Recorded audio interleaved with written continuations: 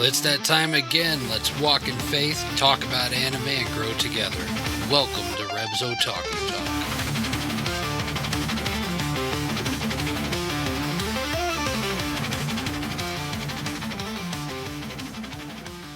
Hey Otaku family, welcome back to Rev's Otaku Talk, where faith and fandom collide. I'm your host Rev, and joining me is my co-host Raver Mom. What up? Together we'll venture into a world of anime through the lens of Christian values. Whether you're a seasoned otaku or just starting your anime journey, this is the place where we blend our love for all things anime with a walk in Christ.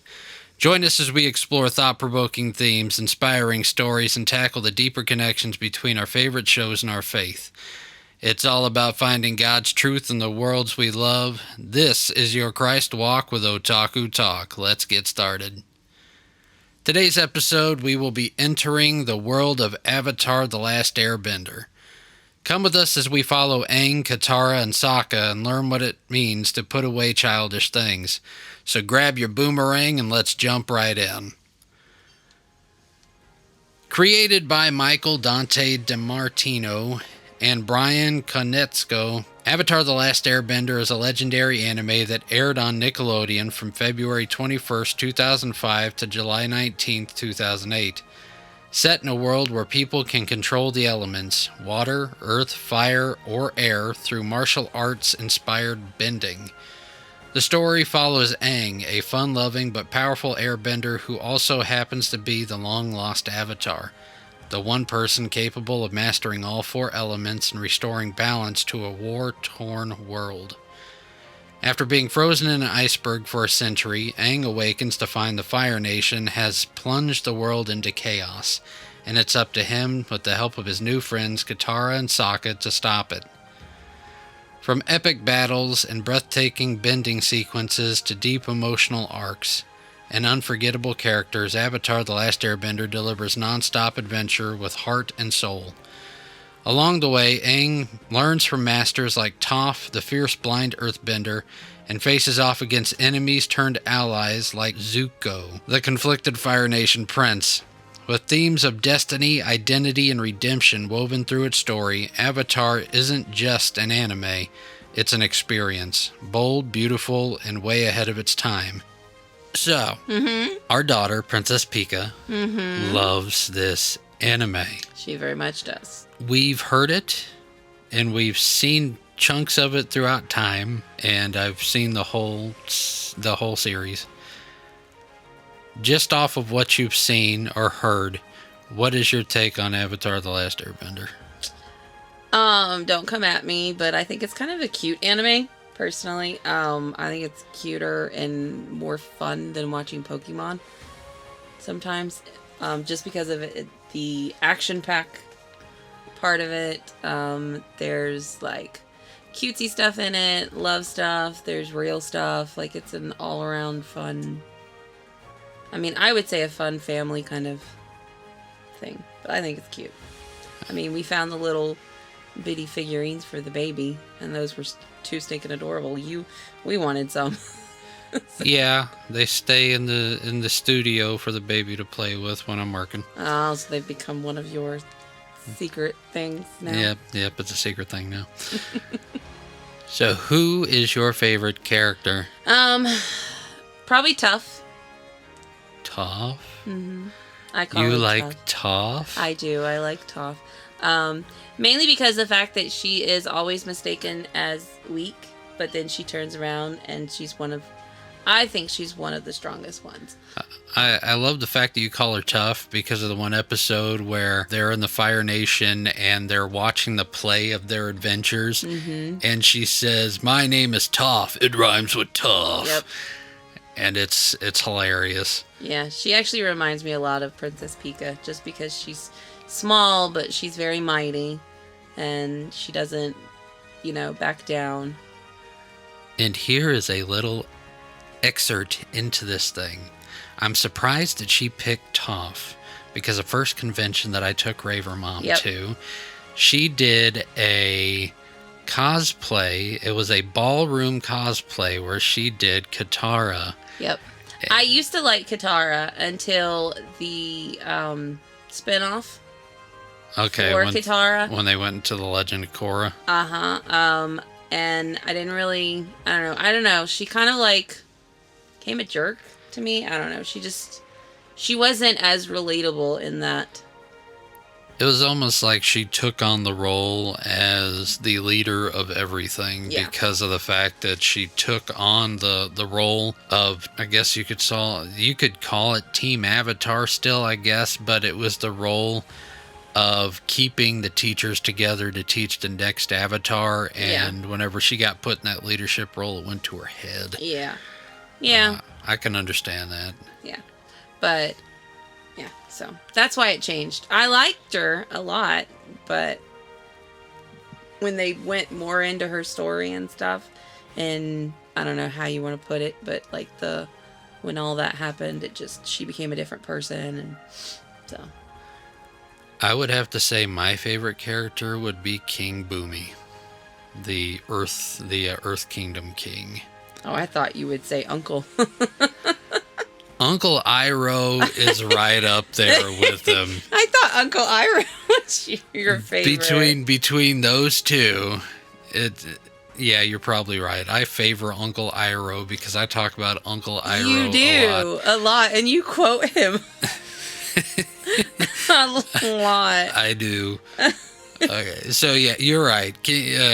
Uncle Iroh is like my number one. But my close number two is King Boomy, and I like them both for the same reason. I like them both because of the fact that they are wise, but they like to have fun. Mm-hmm. They can teach you the biggest lesson in the world. They can put you in your place, but then they can turn around and they could make it the funnest atmosphere in the world. Mm-hmm. So, yeah. Uncle Iroh is like my second too. My third favorite is the Cabbage Guy. The Cabbage Guy? My cabbages! Yeah, oh my goodness. The Cabbage Guy. Mine would be Appa. Appa, the flying bison? Of course. Yes. He's adorable. He's the furry playground. Yes. Very comfy, and I totally would buy one if he was real. We'd have a bison in the backyard. Of course. Come on. Our bison and our 5 chickens. That would be funny. And poor Pixie. Anyways. What we're going to be talking about today is in Avatar The Last Airbender, it has a lot of lessons that it can teach. Mm-hmm. But the one that I would like to focus on is within their journey, our heroes had to put away childish things. 1 Corinthians chapter 13, verse 11 says, "When I was a child, I spoke like a child. I thought like a child, and I reasoned like a child. When I became a man, I gave up childish ways." Now, one thing that drives me nuts about this verse is how people constantly misuse it. Mm-hmm. And the majority of the time, it gets misused whenever something isn't going somebody else's way. I know that it has been said in my life, because I still collect toys. Oh, wait, I'm sorry. Let me correct you. I collect action figures. I collect toys. I watch cartoons. I watch anime. And I've had people come up to me and tell me that it was time for me to grow up and get rid of childish things. But growing up and getting rid of childish things does not mean that you got to stop having fun in life. Mm-hmm. Whenever it talks about getting rid of childish things, it talks about maturity. Mm-hmm. It talks about how you handle things and your ability to make the decisions that have to be made in life with that maturity. Mm-hmm.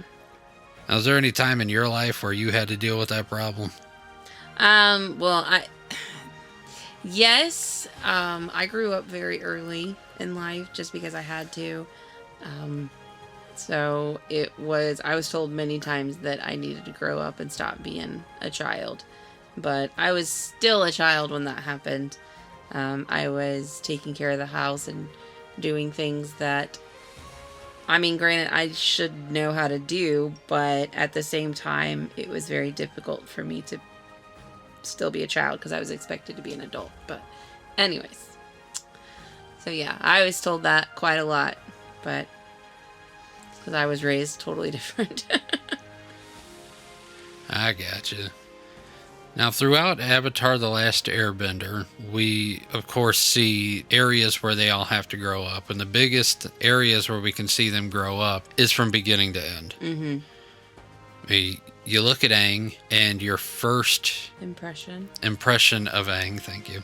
Your first impression of Aang is someone extremely young and very hyperactive and couldn't control himself. I mean, he was like 10, 11 years old whenever he came out of the iceberg. Yeah. He wasn't very old, and he was still very much a child. Mm-hmm. And the thing that made him run away to begin with was the fear of the responsibility of being the Avatar and the fact that he had to grow up so fast to save the world, pretty much. Yeah. And whenever we go to the end of the story, he makes the sacrifice. Right. He puts away those childish thoughts, and he does what he has to do in order to defeat the Fire Lord. Mm-hmm. But then whenever it was all over, he was still the same fun-loving guy. Mm-hmm. And we can see this a lot with the other characters. Mm-hmm. Now, you like Toph. Mm-hmm. In what ways would you say that Toph had to do the same thing? Well, I think that I think that's also part of her personality, just because of the fact that she had to grow up and be tough because of her blindness.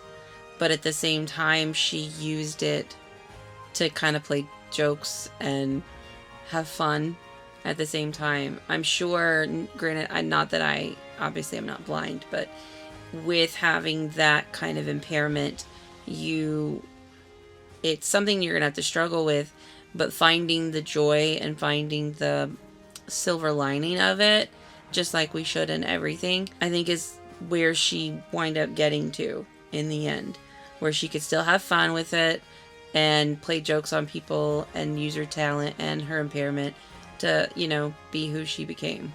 I mean, because I remember at one point she was like acting all cripple and whatnot, and then she beat the snot out of somebody. Well, and then laughed about it. She was raised in a very wealthy household, but she'd sneak out and she would, go pretty much underground UFC fighting. Mm-hmm. Yeah. And she would whoop tail. Yeah. I think.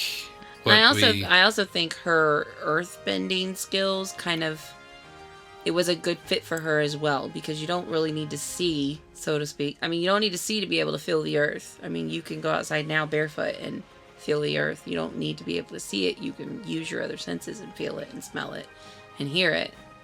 And she learned that. Yeah, she's pretty much the Japanese Daredevil. Pretty much. Yeah. She's an awesome kicking butt kind of girl. She found her maturity in overcoming her hardships. Mm-hmm. And I think, we talked about Uncle Iroh and King Boomy. Mm-hmm. And I think King Boomy had to be the most awesome example to me. King Boomy, in the flashbacks that Aang had of Boomy whenever he would go to the Earth Kingdom, was that they would play practical jokes. The city was their playground. They would use the chutes as a ride. It was their own theme park. Mm-hmm. And practical jokes was like the thing. And then whenever they go to the Earth Kingdom 100 years later, and they meet the king, and the king is he's strange, but he's hospitable. And then he wanted to see if the Avatar had what it took to free the world. So he challenges him to a fight. In the midst of that fight, he's talking a lot, which is annoying everybody. But what he was trying to do is teach Aang a lesson and how he had to grow up to fit the part that he was given in life. Yeah. All the while, in the midst of this fight, his incentive was, well, we put these rings on your friend, and those rings are now consuming their entire body. And if you want to save them, you got to defeat me. Whenever he's this hunchback looking dude. He takes off his robe, and this dude is jacked. We're talking 8-pack, strong as can be. And he starts... That's all fake. Well, guess what? He starts beating on Aang, but Yeah. he's not hurting him. Mm-hmm. I mean, he's putting him in pain, but it's not an attack to kill him. Right. And every time he gets frustrated, I'm going to share a little bit of wisdom with you. And then at the end, whenever he finds, it's like a Rumpelstiltskin thing. I know your name. And he puts a stop to it. And then you see the fun side of King Boomy come out, because he's like, well, can you save my friends now? And he goes, oh, that's easy. This rock that's growing around your friends is rock candy. They can eat their way out. Oh my goodness. It shows the mature side of everything. Yeah. But you can put away childish things and do what you're called to do in life without getting rid of the child with them. Yeah. I think what's crazy to me is when people take this particular verse out of context. They also forget that when Jesus was doing his ministry in those 3 years and the disciples were trying to take away the children, but he said, let them come unto me, that you have to become like a child. And people forget that verse. And it's not like being an immature person. It's basically, you've got to be innocent. You've got to be accepting and loving and caring and kind and forgiving like a child. Yeah. You've got to have the heart of a child.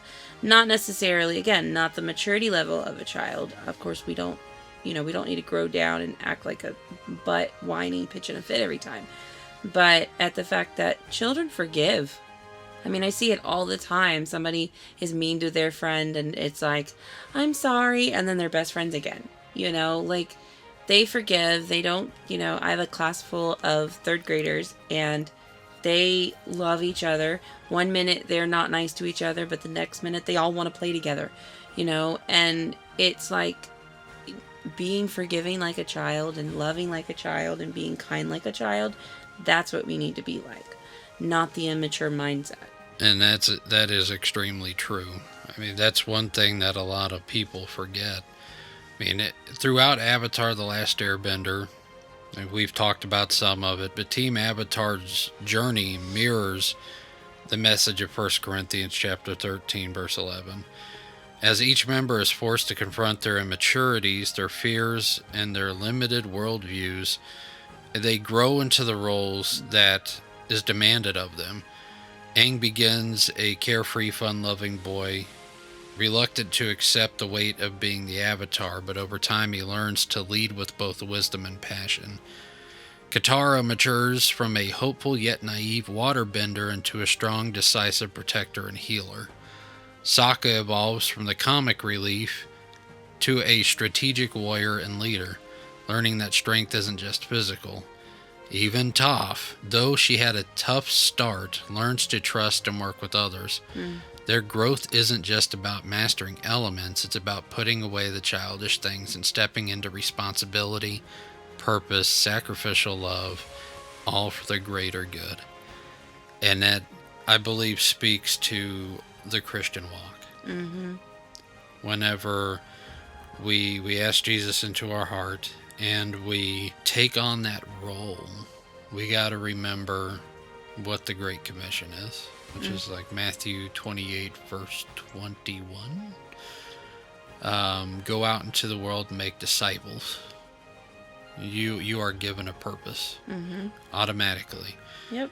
And you're given a book with the teachings of Jesus in it. Not just something to shove in people's face, but what people have to remember is that the Bible isn't just a word to be spoken, it's a word to be acted upon. And a lot of the people who try to go out and all they want to do is force the Bible on you, and they do it in a forceful way, and they don't show the action of what they're trying to push on people, that's not going to be accepted. Yeah. But if they put what is given to us into action, it's going to be more acceptable. And that's the difference between maturing as a Christian and going into your responsibility and purpose and showing that true sacrificial love to a immature one who has a hard time doing it. And they're usually the ones that get frustrated or aggravated or very loud or hateful or resentful or unforgiving. And yes, what I am saying is, they still say that I am a Christian whenever they're doing all of this. But that's the difference between somebody who's put away the childish thing and the one who hasn't. I also think that when you're going in that aspect of you're looking at the Christian walk, it's not just childish things, but it's also worldly things. And if you don't take the acceptance and the commitment of being a Christian, like, yes, I can say a prayer anytime, whenever, and accept Jesus into my heart, and I can say it in 10 minutes, and, the first time I didn't mean it, but the second time I did. It's not something, it's not like a, lay me down, now I lay me down to sleep, pray the Lord my soul to keep. It's not like that kind of prayer. It's like it's a vow. It is a lifelong commitment to be a completely different person devoted to God. And when you don't put away worldly things, you're going to act like a childish Christian. I mean, that's just, there's no way around it. When you put away acting of the world and being like the world and doing, and it can be whatever. It can be pitching a fit because somebody cut you off and you're wanting to curse them out, to getting drunk on Saturday night and acting a fool. Whatever you want to call it. But if you're going to act like the world, then you weren't committed. You didn't say the Lord's Prayer honestly and with a whole heart. You just did it because for whatever reason your friend did it, or you were pushed to do it, or whenever you do that, when you become a Christian, it is a 100% all in kind of commitment. It isn't I'm only going to act like this on Sunday when everybody can see me, but the rest of the days, I'm going to be a child. Yeah. Of the world. You are either a child of God or you're a child of the world. Yeah. And that's not, and I'm not saying like we're perfect. We're always gonna, we're gonna mess up because we're human. And there's sin in the world, and we're always gonna mess up, but that's where we ask for forgiveness and we try to do better. But there are people who will say the Lord's Prayer and then be like, whatever. And they don't take it seriously. I'm not talking about the ones that take it seriously. Just for clarification. Yeah, whenever you say the sinner's prayer and you accept Jesus into your heart. I'm calling it the Lord's Prayer. That's a totally different thing. It's all good. What people, and it's, for some people it is an automatic thing. For other people it is a process. Right. I'm not dismissing that either. Yeah. I'm just like my grandmother. Yes. Love her to death. And whenever she finally truly accepted Jesus in her heart, she still smoked like crazy. Mm-hmm. And she still spoke a certain way. And but she was very quick to ask for forgiveness whenever she spoke in that manner. Yeah. And that speaks of her heart. And toward the end of her life, she challenged God. She had to, she was going to have a surgery because her arteries are all blocked up and on the verge of a heart attack type deal. And she says, God, if you clean everything out, I'll stop smoking. And she went back into the doctor for the procedure. They went and they did their look around before they did the procedure, and she was 100% clean. I remember that. And whenever she went home, she looks over at my mom and she goes, I'm not strong enough. You need to go in my room and get rid of everything that has to do with smoking. Yeah. And my mom went in there and they threw it away, and she took it off the property to throw it away. So, and this isn't dismissing what you said, because what you said is completely true. And where I'm trying to build off of you is that change doesn't always happen automatically. But it's the heart to change that has to be there. Yeah, that's what I mean. Like, it all boils down to what's in your heart. And it's, like you said, it's not going to be an automatic thing. I mean, I still feel like I'm changing and I'm correcting myself and I'm fixing things and trying to put away the child of the world things and maturing and stuff like that. I don't think we're going to be 100% changed until, our soul goes into heaven. But again, going back to that verse is one of the ones that's always taken out of context because they don't look at the whole aspect. And I mean, you also not just the whole chapter or the whole book, but the whole Bible, because verses connect to one another and they back one another up. And if you don't take other verses to back that up, I mean, you could be, you're going to be, of course you're going to take it out of context. Yeah, it's true. I mean, now that we're in the time that we're living in and people's focusing on the end of the world, with the Pope passing away and that whole Pope, the Pope prediction stuff. And yeah. People are starting to quote Revelation a lot, but then you've got other people who are quoting like the book of Daniel, and they're tying the strings together from Daniel to Revelation. So. Well, I mean, there's lots of Old Testament that backs and connects to Revelation, and I mean, there was predictions of Jesus coming all throughout the Old Testament. Of course, there's going to be predictions of the end times or whatever you want to call it, the coming of Jesus or, the Antichrist coming. And it's to me, I think it's kind of funny that people are just now making these connections when they've been there for hundreds of years. It's like, why haven't you been studying? I mean, granted, I haven't read the whole Bible, but I mean, if you are a philosopher or a theologian or anything, and you're just now making these connections, to me that's kind of weird.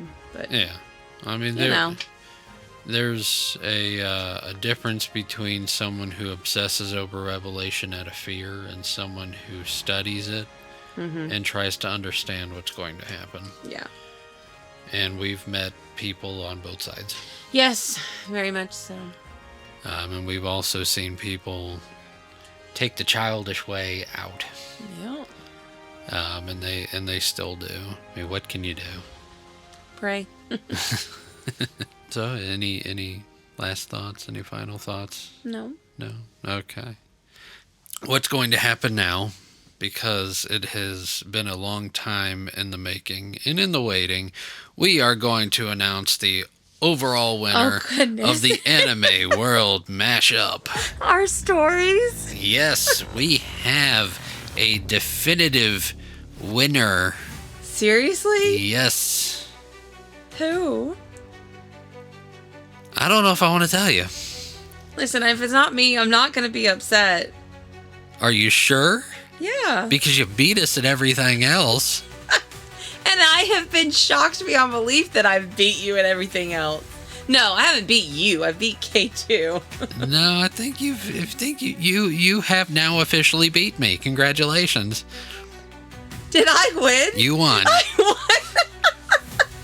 You're kidding. No, Raver Mom's love triangle of fairy tale in One Piece has won the Anime World Mashup. Goodness. Thank you. Oh, wow. So, congratulations. I don't know. I honestly don't know what to say. I really don't know what to say. I thought K2's was pretty good. K2's was pretty good, but, the whole idea of finding Dragon Balls in Vegeta's underwear drawer and Bulma walking in wasn't enough. Of course, Bulma was off-world and in another universe driving a messed-up car that had you disappeared her transmission and replaced it with a broken automatic one. Aww. Poor Bulma. Oh my goodness. She was trying to get to Vegeta. She got stuck. Oh my goodness. I can't believe that I won. Yes, oh my you gosh. won. You now have I need won. to make that into a story or something. Yes, start writing fan fiction. Go for it. Oh, well, thank you for everyone who voted for me. Jeez. Yes, and these were votes. These were not asking the otaku kids for the decision or anything else. No, these were actual votes, either verbal from people we've talked, that we can talk to, or voted on through Spotify, or these were actual votes. Aww. So you actually won. Aw, thank you, everyone. That's awesome. I love you all. And her winning streak continues. Oh my goodness. I can't believe that. That's so cool. Yeah. What did I win? High five. An air high five. Like our participation trophy. Well, unfortunately, I do not have prizes yet. But okay. I had the opportunity to talk to K2 a couple of weeks ago whenever you were not here. Mm-hmm. During Anime Day, I wanted to get you guys a gift, and it is, half of the gift is here. The other half does not. One half is you have a JDM Sanji keychain because you like Sanji. I do. He's and very handsome. The second half is not in yet, but I designed one-of-a-kind license plate frames for your car that is based off your character and has your character name on it along with the podcast. So whenever you drive around, Raver Mom is on the back of your car in a 100% original custom design, and it has the podcast name on it. That's awesome. That works out because I need a new one. So my poor Bulbasaur. you and K2 both are getting one, and I made myself one for Anime Day. Of course you did. So yeah, you're going to get that as well, but that is not for the World Mashup. I mean, hey, I can give you a sticker. You want a sticker? There's a whole thing of stickers right there. Pick a sticker. I think I've taken enough of stickers. You have taken a lot of my stickers. But then again, you took a lot of mine. So. Yes, and then they got destroyed. Oh, you'll be all right. Okay. Moving on. So we have not done this in a while. What? Oh. We are going to do questions from a cup. Oh. Yes, we have not done questions in a cup in over a month. So, you want to pick one? Okay, I have a question. Okay, what's your question? Oh. I have two questions. Okay, what's the first question? This one's kind of funny. When you eat pudding or applesauce, do you chew it?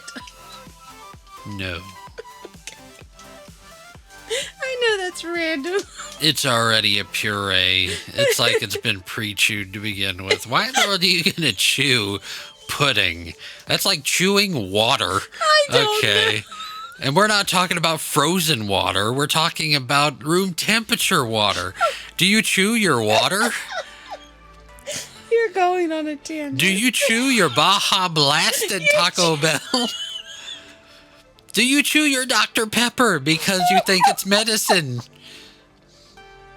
If you chew pudding and applesauce, there is a problem. The only people in the world who should chew pudding and applesauce are babies, and that's because they're learning how to chew. And that's all I gotta say about that. Okay. Next question. Alrighty, here we go. I'm sorry. That was an awesome tangent. Okay, these are some who would win in a fight scenarios. Okay. Goku versus Luffy. I've been looking at that battle on my wall, and I still don't know who wins. He is talking about a picture that was drawn for him, and it is Goku versus Luffy. Somebody drew it for him a few years ago. And it's actually a pretty cool picture. But it was hand-drawn by a customer at... It was a coworker. A coworker at Office Depot when you worked there. Yes. He was wanting to get into drawing fan anime art and stuff to sell at conventions and everything. So I commissioned him to draw me this picture. which he did it pro bono. But what's really cool is he did it on a white background so that I can put it into a computer and make my own background for it. And I haven't done it. But I've always contemplated who would win that battle. And to be flat honest with you, with as more and more and more powerful as both of them get, I still cannot pin one against the other. Because you got Goku with his God form, the God Saiyan. Yeah. But then you got Luffy, who has his Gear 5, or his Joy Boy, which is his God form, so to speak. So I think it'd be a tie. I think they'd beat the living crud out of each other, but I don't think either of them would actually fall. I would agree with you just because of the fact that they're both very stubborn and will not give up in their fight. And they're both pretty level. I think how it would end is they would beat the snot out of each other till they couldn't lift their heads up anymore, and then they would eat a whole bunch of meat together. Yep. Yeah. Alrighty. Next set, Urza and Tsubaki. Ooh. Urza. Yeah? Urza would win. Tsubaki, she is very strong whenever she's in that spirit realm type deal. In the sword. But outside of it, she's kind of worthless without her Meister. Okay. Well, it doesn't add her Meister in this. Yeah. I mean, if it was in a spirit realm, Tsubaki would totally win. Okay. But it's, if you're going to pin them two together, it's not going to be in the spirit realm. All right. Usagi versus Lucy. Did I say it right? Yeah. Okay. Usagi is Sailor Moon. Mm-hmm. Make sure I said it right. Versus Lucy? Mm-hmm. Lucy. Yeah? Lucy's got way more attitude. I agree. I think Lucy would. And all she has to do is pull out Loki, and then Usagi is going to be all love-struck and nervous and junk. Yep. Then he's going to beat the pants off of her. Yep. All right, last set. Okay. Natsu versus Vegeta. Vegeta. Really? Vegeta. Really? Yes. Why? Because of the fact that Vegeta has more stamina than Natsu. Oh, okay. I could see that. By a long shot. Okay. Because Vegeta and Goku, they spar all the time, and they have for years. And they will spar and fight for days at a time. Oh, You're not going to see Natsu doing that job. No, he doesn't. Give it a couple of hours, that dude's drained out of magical power. He then does his last ditch effort with the dragon power. Yeah. And then he's done. Yeah. Yeah. All right. So, cool. Yeah, Vegeta win. All right, that was it. All right. And looking at the time, I'm going to do one more question. One more question? Yeah. Okay. Oh, sorry, some of them were stuck. Oh. Who do you relate to the most from the Bible? Wow. That is tough.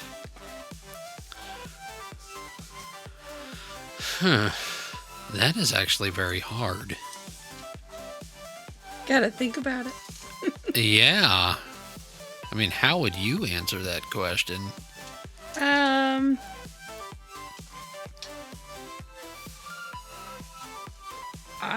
don't know. Just because of the fact that, like, there's a lot that we've never gone through that, I don't know. I mean, seriously, where in the world is that an easy question? I mean, you can talk about who influences you the most and who's your hero and who would make the best anime. And I mean, there's so many things, but then who do you most relate to? I guess I could answer it. What? I guess I could say, I mean, obviously, like, not pre-Christian, so pre-giving my heart to God and making, and doing his will and stuff like that, would not be the same, of course, because we don't live in the same time frame, in the same world and all of that. But I would probably say Paul. Paul. Yeah. I mean, I guess that would make sense for most people, at the fact that we all started out in a world of sin, and we've done pretty much everybody that I've ever met feels like they've done something they're not worthy of being forgiven of. Right. But they find forgiveness in Jesus, and they turn. So, I mean, I guess that would be the one that makes the most sense, even for me, because I can't put myself on that level with anybody. I mean, sure, you don't want to do anybody from the Old Testament. What, Daniel? Fighting them lions. Or David fighting Goliath. Yeah, I've felt that way before. I kind of honestly think that there are different points of our lives where we can relate to different people. Yeah. And I think that's why the Bible, why we have the Bible, and why it's such an amazing thing for us, because we can relate. Obviously, not the same scenarios. Yeah. You're not going to fight a giant or fight lions or a bear or a, or anything like that. But like coming up against hardships, we have people that we can relate to. I mean, David was a young teen. Yeah. He was in his teenage years, not able to go to war, and he fought a giant, and so even like somebody that is a young teen going through a battle of some sort, whatever they're facing, some kind of hardship, has somebody to relate to. Well, it's kind of sad because of the fact that with everything we've gone through in the past couple of years and where this ministry started, I relate more to a female character. Really? Who? Esther. Like I feel like I relate more to her because of the fact that she lived in a place where her people were being persecuted, but then she was put into a place where she could help them. Yeah. And being someone who carries the title Otaku, and carries that with pride, and not being afraid to show it, in a world where it's not accepted. Right. And to be a Christian along with it. And to do that, and to be able to sit here and do this with you and K2 and stand up for them, and to not just share anime with the church, but to share, Jesus to the anime community. At that point, I relate most to Esther. I could see that. Honestly, I mean, Esther came to mind because of that. But I guess it would be more for you than me, just because, I mean, not to downplay myself, but you have a very big passion when it comes to this whole thing. And it's been like that for years, so I could see that. Whenever it all started, me and you were in the same spot. It wasn't really with the same thing, but in the same spot, because you were standing up for students. Yeah. That liked anime and stuff like that, and you had to keep it hush-hush. Yeah. And a lot of times you... Funny enough, I had to keep it hush-hush so I wouldn't lose my job, and I still lost my job because of it. Yeah, but that was more because of me than it was because of what you were doing. It is just ironic, that's all. Yes, long story. That we are not going to tell it here. Get into. That might be one of those things that we talk about on the Patreon account, but not on the primary. So, all right. Any last thoughts on that? No, I'm gonna go chew some pudding. You're gonna go chew some pudding. I'm not sure we have pudding made right now, but we got applesauce. Have at it. It's a little bit more chunky. You might have that want to chew. I have another question for you. Okay. You like Reese's Cups? Yes. Okay. How do you eat them? Well, I don't take the middle out first. I eat it. in probably 2 bites. Listen. Chomp, chomp. No, I saw somebody the other day. Not the other day. It was on a commercial. And they had somebody eat the edges first, to where the middle was still there. And then they ate the middle. And my thought was, wow, that person's got a lot more self-control than I ever would. I just eat them. Reese's would 2 be bites. gold.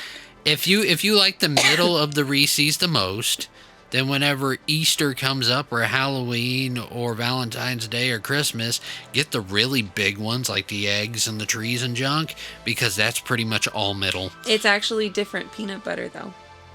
The mix. They taste better. I know. Listen, though. The regular Reese's cups versus the specialty like holiday cups versus their like big hearts or big pumpkins or like the big ones. Yeah. It's all a different consistency. Really? I'm mostly a fast break guy. I know you are. Yeah. Gotta have a little bit of nougat on there. Yeah. So yes, I am not the weirdo with the beardo that eats the middle and tries to get away from the outside. Listen, they got a lot more self-control than I do around chocolate and peanut butter. Yeah, no, you just eat that junk. That's right. It's like Kit Kat. See, Kit Kat, I'm a little weird though. When it comes to Kit Kat, I have to eat one at a time. I can't just like take a bite of like the whole thing. I eat it like a candy bar. I just take the wrapper off and then put the wrapper in my finger. The wrapper still holds it, and I just bite the joker. No, see that's crazy to me. Yeah, well, I'm not sharing it with somebody, so I just break it off bite by bite by bite by bite until it's gone. You're so mean. I'm not mean. You don't share it with me. Yeah, I do. That's when I break the piece off. Jeez. Send me Kit Kats. Nobody shares. I'm kidding. Hey, we are getting to a point to where I'm just about to bust out the Japanese crate, the snack crate. I know. So we can try those Kit Kats that are in there. We got some imported Japanese Kit Kats in there. I want to try that. Yes. So we are going to have to do a food episode coming up soon. I hope so. Yes. Or those Kit Kats are going to disappear. No, they're not. Join us as we close in prayer. Father God, I thank you for the many lessons that we can learn from your word and from the word that we hide in our hearts. God, I thank you for showing us the difference between getting rid of childish things and throwing the heart of a child away. And as we wrap up today's episode, let us remember that you are with us in every story, whether animated or real. And I pray that you, Father God, will help us to see you in everything that we do and watch. In Jesus' name, amen. Well, thanks for tuning into Rev's Otaku Talk. Don't forget to subscribe to our podcast on your chosen platform and like and follow us on our Facebook page, Rev's Otaku Talkers, and X, username @Rev's Otaku Talk. And also follow us on Waku Waku, username Reverend Otaku 9000. Please leave a comment, review, and share your favorite anime moments with us.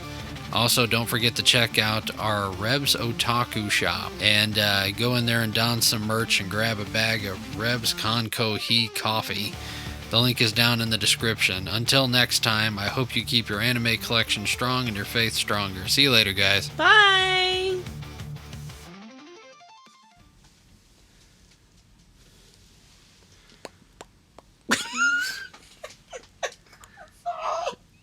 You testing your mic now? Making your bubble sounds?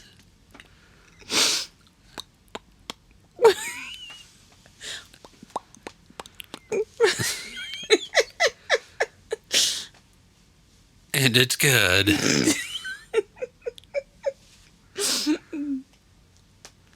I'm back!